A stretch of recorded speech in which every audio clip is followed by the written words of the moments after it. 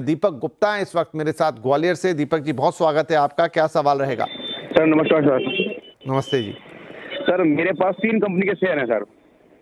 Okay. Number 1 IRFC 260 quantity है, 130 के भाव एवरेज। और दूसरा इरकॉन है 190 शेयर, 184 के भाव के, ये भी एवरेज किए हैं। और तीसरा शेयर है वरुण बेवरेज, 450 का, एक ही रेट का है, 200 शेयर। ठीक है जी। वैसे तो आपने हमें वरुण ही भेजा था, तो पहले मैं वरुण की बात कर लेता हूं और फिर फटाफट मैं इरकॉन और IRFC पे एक जनरल सलाह ले लूंगा यहाँ पर आशीष जी से। तो एक बार हाँ, वरुण में देखिए हर प्लेट ऐसी आती है जिसमें लाल रंग है इन दिनों। तो 200 शेयर है सर इनके पास, 450 के भाव पर, करीब 14 रुपए का नुकसान है हर शेयर पर। वरुण ब्रिविजेस में क्या करना चाहिए? जी देखिए, पहले तो मैं सिर्फ इनके माध्यम से बाकी सबको भी एक मैसेज देना चाहूँगा कि जैसे इन्होंने बताया इरकॉन और IRFC में इन्होंने एवरेज किया है। इस मार्केट में एवरेज करने की स्ट्रिक्टली सलाह नहीं रहेगी। इन लेवल्स पे भी अभी एवरेज ना करें, और अगर करना भी है तो लार्ज कैप स्टॉक्स में ही एवरेज का अटेम्प्ट करें। मिड कैप में अभी भी यहाँ पे भी फ्रॉथ है और यहाँ से भी और गिरावट देखने मिल सकती है। अभी coming back to Warren Beverages, यहाँ ये स्टॉक लकीली इनका सिर्फ 3-4% ही डाउन है इनके प्राइस से। स्टॉक काफ़ी अच्छा है, ओवरऑल स्टॉक ओवरसोल्ड ट्रेजेक्ट्री में जा चुका है। बट जब से ये F&O में आया है, हमने देखा है इसमें वन वे प्रॉफिट टेकिंग देखने मिल रही है। आज भी काफ़ी गिरावट थी और प्राइस वॉल्यूम ब्रेकआउट काफ़ी सिग्निफिकेंट था। करीब करीब 45 मिलियन शेयर्स का वॉल्यूम ट्रेड हुआ, जो कि इसके एवरेज वॉल्यूम से डबल से ट्रिपल वॉल्यूम है। तो मुझे लग रहा है कि यहाँ पे थोड़ा सा प्रेशर और बन सकता है, लेकिन एक अहम लेवल है 425। अगर वो टूटता है तो इसमें से निकलने की सलाह रहेगी। 425 का स्टॉप लॉस लगाकर बने रहे। मुझे लग रहा है शायद इसमें एक पुल बैक देखने मिल सकता है अगर मार्केट कंडीशंस फेवरेबल रही तो।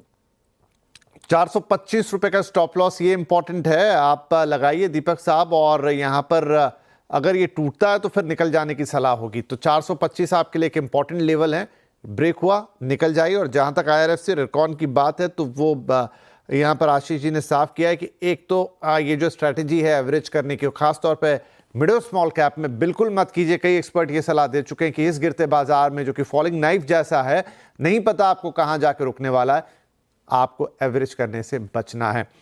चलिए आगे बढ़ते हैं हम अगले सवाल की तरफ। हमारे साथ हैं हमारी अगली कॉलर, जो कि हैं उर्वशी, वापी गुजरात से हमें कॉल कर रही हैं। उर्वशी, बहुत स्वागत है आपका, क्या सवाल होगा? Good evening sir. Good evening sir, मेरे पास SBI बैंक के 8 शेयर्स है एट द रेट ऑफ 747 के। ओके। और GSFC के 15 शेयर्स है, रेट है 221 का सर। ठीक तो है, दोनों ले लेते हैं। हाँ जी सर। हाँ जी, दोनों में लॉस है और नो डाउट इस समय तो जो भी शेयर या जो भी हमारे पास कॉल आ रही है वहाँ लॉसेज ही हैं।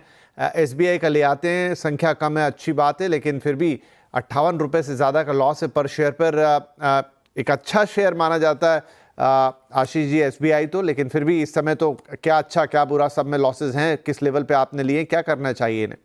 जी देखिए, 52 वीक लो के नीचे स्टॉक ये ट्रेड कर रहा है और जिस हिसाब से एक ओवरसोल्ड ट्रेजेक्ट्री में जा चुका है, अगर आप इसका थोड़ा सा चार्ट लंबा अवधि का देखेंगे तो स्टॉक में मैसिव करेक्शन ऑलरेडी हम देख चुके हैं। 873 से स्टॉक ऑलरेडी करेक्ट होके 688, मतलब 20-22% अभी रिसेंट लो से स्टॉक फॉल हो चुका है। यहाँ पे हमें लग रहा है कि एक बाउंस बैक देखने मिल सकता है और उसे SBI लीड करता हुआ देखने मिल सकता है। आज भी हमने देखा कि बैंक निफ्टी में एक थोड़ी सी बेटर ट्रेड सेटअप बन रहे थे, या थोड़ी गिरावट कम थी कंपेयर टू निफ्टी। तो बैंक्स में यहाँ स्ट्रेंथ है, प्राइवेट सेक्टर बैंक्स में तो क्लियरली वो स्ट्रेंथ विजिबल है। पब्लिक सेक्टर बैंक्स में हमें लग रहा है कि शायद नेक्स्ट वीक में थोड़ी सी यहाँ गिरावट थमते हुए देखने मिल सकती है। अगर इनको इस स्टॉक में एवरेज करना है तो जरूर एक लार्ज कैप अच्छी स्टॉक है, अच्छी पेडिग्री का स्टॉक है, तो जरूर यहाँ पे थोड़ा सा एवरेज किया जा सकता है। बट स्ट्रिक्टली मैं वापस रीट्रेट कर रहा हूँ कि अगर एवरेज करना भी है तो सिर्फ लार्ज कैप और सुपर क्वालिटी, मतलब निफ्टी 50 के स्टॉक्स में ही एवरेज करने की सलाह रहेगी। उसमें भी सेलेक्टिव रहे और यहाँ पे एक स्टॉप लॉस इन्हें जरूर मेंटेन करना चाहिए, वो 660 का। हमें लग रहा है इसमें शॉर्ट टर्म में ऊपर 700 और 720 तक का जोन देखने मिल सकता है। विपिन जी, इनका जो दूसरा स्टॉक था GSFC में, यहाँ पे प्रेशर काफी है और यहाँ पे स्ट्रिक्टली सजेशन है कि एवरेज ना करे, कुछ भी गिरावट रहे तो भी। यहाँ पे इन्हें टाइम देना पड़ेगा क्योंकि वन वे फॉल रहा है स्टॉक में और स्टॉक एब्सोल्यूट ओवरसोल्ड ट्रेजेक्ट्री में जा चुका है। तो यहाँ पे होल्ड करें, लेकिन 160 का एक स्टॉप लॉस जरूर मेंटेन करें। शॉर्ट टर्म में शायद इन्हें 185 तक का जोन देखने मिल सकता है। ठीक है जी। तो जो मूल बात है, जो आशीष जी कह रहे हैं कि जैसे एसबीआई में उन्होंने कहा कि एक बहुत ही ब्लू चिप कंपनी है, बढ़िया लार्ज कैप कंपनी है, यहाँ पे आप एक बार एवरेज कर सकते हैं। सिर्फ निफ्टी 50 के स्टॉक्स को ही एवरेज कीजिए इस बाजार के अंदर, लेकिन बाकी कहीं और प्लीज एवरेज करने की स्ट्रेटेजी मत अपनाइए। कोई और शेयर तो देखिए, यहाँ एसबीआई के लिए सलाह है।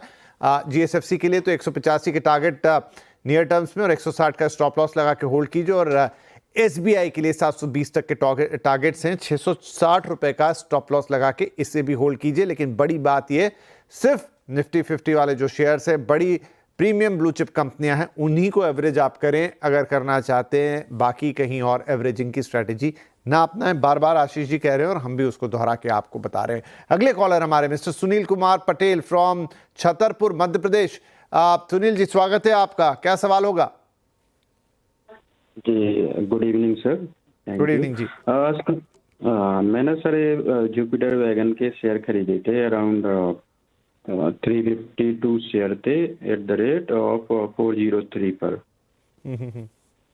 तो सर इस पर मुझे क्या करना चाहिए? अभी होल्ड करूं या होल्ड लॉन्ग टर्म, या फिर? ठीक है सुनील जी, तो 403 के भाव पर आपको अभी फिलहाल तो, क्योंकि गिरावट है बाजार में तो ये भी गिरा है, 352 शेयर आपके पास, क्वांटिटी भी ठीक ठाक है। आशीष जी 112 रुपए, ऑलमोस्ट 113 रुपए का इनको नुकसान है हर शेयर पर। जुपिटर वैगन्स में क्या कर सकते हैं ये? जी देखिए, थोड़ा कॉशियस रहना पड़ेगा इस स्टॉक में, क्योंकि अगर मैं थोड़ा सा अगर लॉन्ग टर्म चार्ट देखूं इसका, 2021 में ये स्टॉक करीब 20 रुपए के पास वैल्यू पे ट्रेड कर रहा था और वहां से हमने वन वे रैली देखी है 740 तक की। जब 20 रुपए का स्टॉक वन वे 740 तक गया तो उसमें प्रॉफिट टेकिंग भी काफी सिग्निफिकेंट आ सकती है, और वही हम देख भी रहे हैं कि 740 का स्टॉक स्लिप होकर 300 के भी नीचे जा चुका है। तो यहाँ पे थोड़ा सा कॉशियस रहे। अगर ये स्टॉक 270 के नीचे स्लिप होता है उसमें से एग्जिट करने की सलाह है, और इस स्टॉक में इन लेवल्स पे भी एवरेज ना करे, ऊपर के टारगेट्स इसमें देना मुश्किल है। ओके ठीक है, तो एवरेज करने की सलाह यहाँ पर नहीं है, और फिलहाल के लिए आप इसको होल्ड कर सकते हैं। जुपिटर वैगन्स माफ़ कीजिए, एग्जिट कर सकते हैं, और यही सलाह है इसके अंदर। लेकिन 20 रुपए का 740 तक गया और फिर ये मार्केट। एक सवाल है आशीष जी कि मैंने अक्सर देखा है कि कुछ स्टॉक्स जिनके फंडामेंटल शायद बहुत मजबूत ना हो और वो एक समय रैली में बहुत ऊपर चले जाते हैं, लेकिन जब कोई इस तरह का मार्केट में एक टर्न अराउंड होता है या एक बड़ा डाउनफॉल आता है, वो गिरते हैं, बाकी स्टॉक्स भी गिरते हैं। कुछ अच्छे स्टॉक्स हैं जो कि चढ़ जाते हैं, लेकिन कुछ स्टॉक्स कभी अपना लेवल वो दोबारा पा नहीं पाते। जी जी, देखिए यही ब्यूटी है बुल रन की कि वहाँ पे हर स्टॉक में एक अच्छा मोमेंटम देखने मिल जाता है, और जिनके शायद फंडामेंटल स्ट्रांग नहीं भी हो उनमें भी एक अच्छा बुल रन देखने मिलता है। और जब बेयर रन आता है तो उनमें गिरावट और ज़्यादा स्टीप देखने मिलती है, और जो नेक्स्ट बुल रन के स्क्रिप्ट्स होते हैं वो काफ़ी चेंज हो जाते हैं। तो ऐसे स्टॉक्स में एक बहुत कॉशियस रहने की ज़रूरत है। जहाँ आप मोमेंटम चेज कर रहे हैं वहां पे एटलीस्ट आप एक स्ट्रिक्ट स्टॉप लॉस लगाकर ही ट्रेड करें, क्योंकि अगर रिवर्सल्स आते हैं उसमें तो वो भी उतने ही सिग्निफिकेंट रहते हैं। तो जब भी low beta high beta stock और mid cap and small cap, specifically small cap में आप ट्रेड करें तो वहां पे स्टॉप लॉस जरूर मेंटेन करें हमेशा।